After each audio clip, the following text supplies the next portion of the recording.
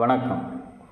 ஒரு நாட்டினுடைய இறையாண்மை அந்த நாட்டினுடைய பாராளுமன்றத்திலும் அந்த நாட்டினுடைய நீதிமன்றங்களிலும் தான் மிக பெரும்பாலான அளவுக்கு அது நிர்ணயிக்கப்படுவது.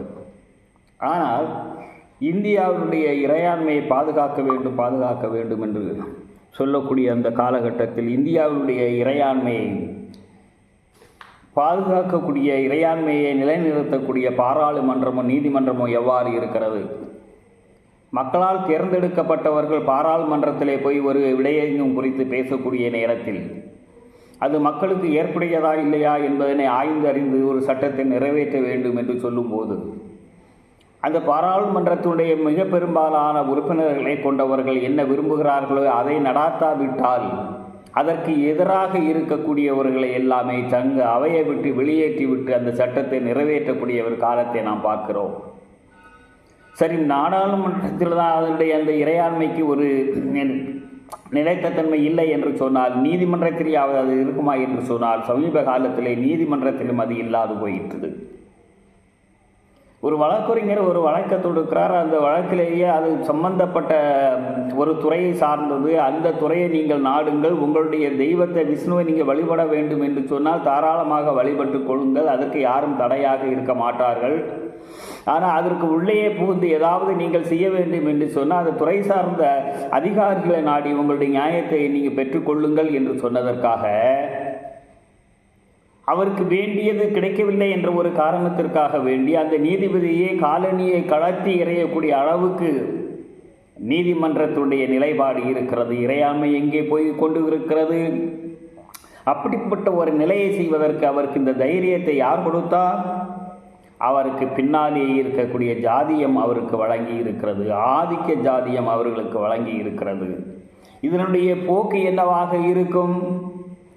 ஆங்கிலேயர்கள் இந்த நாட்டுக்கு 1620 ஆண்டு வந்து 1813 ஆண்டு சட்டத்தை ஒரு திருத்தத்தை கொண்டு வந்தார்கள். அந்த சட்டத்தில் என்ன சொல்லப்பட்டிருக்கிறது என்று சொன்னால் இந்தியாவில் இருக்கக்கூடிய மக்கள் அனைவருக்கும் சமநீதி, ஒரு குறிப்பிட்ட சமுதாயத்திற்கு மட்டும் ஒரு இனத்திற்கு ஒரு நீதி என்று ஒரு நீதி இருக்கக்கூடாது என்று சொல்லி அந்த மனு தர்மத்திற்காக தடை விதித்தார்கள். அதோடு மட்டுமல்ல, ஒரு சமுதாயத்தை சார்ந்தவர்கள் ஒரு பிரிவை சார்ந்தவர்கள் மட்டுமே நில உரிமை உண்டு என்பதை மாற்றி எல்லோருக்கும் நில உரிமை உண்டு என்பதையும், ஒரு குறிப்பிட்ட சமுதாயத்தை சார்ந்தவர்கள் மட்டும்தான் கல்வி கற்க முடியும் என்ற நிலை மாறி எல்லோருமே கல்வி கற்க முடியும் என்ற ஒரு நிலையினை கொண்டு வந்து இந்தியாவுடைய ஒரு புரட்சியை செய்தார்கள். அதற்கு முன்னால் எப்படி இருந்தது? நம் நாட்டினுடைய மூவேந்தர்கள் ஆனார்கள், பெருமையாக சொல்லுகிறோம். நம் நாட்டினுடைய மூவேந்தர்கள் என்று அதை செய்தார் இதை செய்தார் என்று சொன்னார். அந்த மூவேந்தர்கள் எல்லாம் எதனுடைய அடிப்படையில் நீதியை வழங்கி கொண்டிருந்தார்கள்? மனுநீதியினுடைய அடிப்படையிலே வழங்கி கொண்டிருந்தார்கள். அதே நேரத்தில் அவர்களுடைய ஆட்சி காலத்தில் எத்தனையோ சிற்றரசர்கள் இருந்தார்கள். அந்த சிற்றரசருடைய போக்கு எவ்வாறு இருந்தது? அவர்களிடத்தில் எந்த விதமான பாகுபாடும் ஆண்பால் புலவர் என்றோ பெண்பால் புலவர் என்றோ என்ற பாகுபாடு இல்லாமல் யாரெல்லாம் வலிமையாக இருக்கிறார்களோ அத்தனை பேரையும் அழைத்து அவர்களுக்கு வேண்டிய வசதிகளை எல்லாம் செய்து கொடுத்து கொண்டிருந்தார்கள். அங்கு தர்மம் நிலைத்து நின்றது, சமதர்மம் ஓங்கி இருந்தது. விட்டார்களா? சிற்றரசர்களை வாழ விட்டார்களா? சிற்றரசர்களை எல்லாம் அடித்து ஒழித்து விட்டு அவர்களுடைய நாட்டையும் இவர்களுக்கு கையகப்படுத்திக் கொண்டு இதே மனுநீதியை சர்மத்தை அங்கு நிலைநாட்டினார்கள், கோலோச்சு கொண்டு இருந்தார்கள்.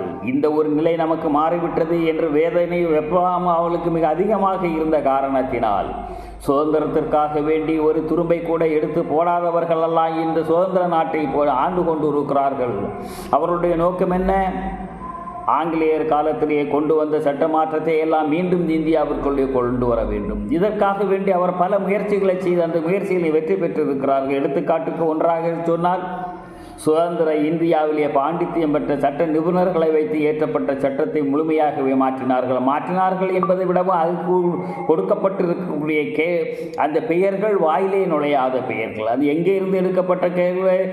வழக்கொழிந்த மொழியான சமஸ்கிருதத்தில் இருந்து எடுக்கப்பட்டது. அவர்களுடைய நோக்கம் மீண்டும் சமஸ்கிருத மொழியிலே எழுதப்பட்ட மனு தர்மத்தை இந்தியாவிலே நிலைநிறுத்த வேண்டும் என்ற நோக்கத்தோடு அவர்கள் நடைபயணம் செய்து கொண்டு இருக்கக்கூடிய காரணத்தினால் அந்த பெயர்களை இப்போதே கொஞ்சம் கொஞ்சமாக உள்ளே வைத்து கொண்டிருக்கிறார்கள். இதனுடைய நிலைப்பாடு எங்கே போய் நிற்கும் என்று சொன்னால், எத்தனையோ சட்டங்களை திருத்தி இருக்கிறார்கள். மாநிலங்களுக்கு கொடுக்க வேண்டிய சட்டத்தை உரிமையெல்லாம் பறித்து இருக்கிறார்கள். கல்வியுள்ளே நுழைந்து கல்வியில் கூட அவர்களுடைய ஏழை எளியவர்கள் படிக்கக்கூடாது என்பதற்காக வேண்டிய கல்வியின் சட்டத்தையும் மிக கடுமையான சட்டமாக நீட் போன்ற தேர்வுகள் எழுத வேண்டும் என்ற ஒரு நிலைப்பாட்டினை உருவாக்கி கொண்டு வந்திருக்கிறார்கள். இதுபோன்று பொதுத்துறை நிறுவனங்களை எல்லாம் தனியாரிடத்திலே ஒப்படைப்பது போன்று சட்டத்தை கொண்டு வந்தார்கள். அது மட்டுமல்ல, தொழிலாளர் 44 சட்டங்களையும் அவர்கள் மாற்றினார்கள். மாற்றினுடைய நிலைப்பாடு என்னவாக இருந்தது? அத்தனையுமே கார்ப்பரேட் கம்பெனிகளுக்கு சாதகமான சட்டமாகவே அவர்கள் மாற்றி வைத்திருக்கிறார்கள். இப்படி அவர்கள் எதையெல்லாம் நினைக்கிறார்களோ அத்தனையும் செய்து கொண்டு இருக்கிறார்கள். அத்தனையும் இந்த நாட்டினுடைய இறையாண்மையை பாதுகாக்கக்கூடியதாக இல்லை. நிச்சயமாக இன்னும் ஒருபடி மேலே போய் சொல்வதாக இருந்தால், வங்கிகளெல்லாம் சேமித்து வைத்திருந்த பணத்தை எல்லாம் எடுத்து தனிப்பட்ட முதலாளிகளுக்கு தாரை வார்க்கக்கூடிய நிலையும் இருக்கிறது. அதையும் நாம் பார்த்து கொண்டுதான் இருக்கிறோம். இதே நிலை மீண்டும் நீடிக்குமேயானால் பாராளுமன்றத்திலேயும் உறுப்பினர்களுக்கு உரிமை இல்லை, நீதிமன்றத்திலேயும் நீதிபதிகளுக்கு நீதி சொல்வதற்கு உரிமை இல்லை. நீதி சொன்னால் அந்த நீதிபதியை பேசி காலனியை எடுத்து எறியக்கூடிய வகையில் இருக்கிறது. அதனுடைய நிலைப்பாடு என்னவாக இருந்தது? அவருடைய காலனியை மீண்டும் அவர் கையிலேயே கொடுத்திருக்கிறார்கள். அப்போது அவர்களுடைய ஆதிக்கம் நீதிமன்றத்திலே எவ்வளவு வலுவாக இருக்கிறது என்று நாம் இதிலிருந்து தெரிந்து கொள்ளலாம். சிலர் பேசுவார்கள், அவர்கள்தான் இல்லையே ஒதுங்கிவிட்டார்களே என்று சொல்வார்கள். எங்கே ஒதுங்கி இருக்கிறார்கள்? ஒரு நீதிபதியை பார்த்து காலனியை தூக்கி இறைந்தவரை அந்த காலனியை எடுத்து அவர் கையிலே கொடுக்கக்கூடிய அளவுக்கு அவர்கள் அங்கே ஆதிக்கம் பெற்றிருக்கிறார்கள் என்று சொன்னால், இதே நிலை நீடிக்குமேயானால் பிற்காலத்திலே வரக்கூடிய நம்மளுடைய இந்த வாரிசுகளுக்கு ஒரு மிகப்பெரிய நெருக்கடியை கொடுக்கக்கூடிய ஒரு சூழல் உருவாக்கிவிடும். எல்லா சட்டத்தையும் அவர்கள் திருத்துவதற்கு தயாராக இருக்கிறார்கள்.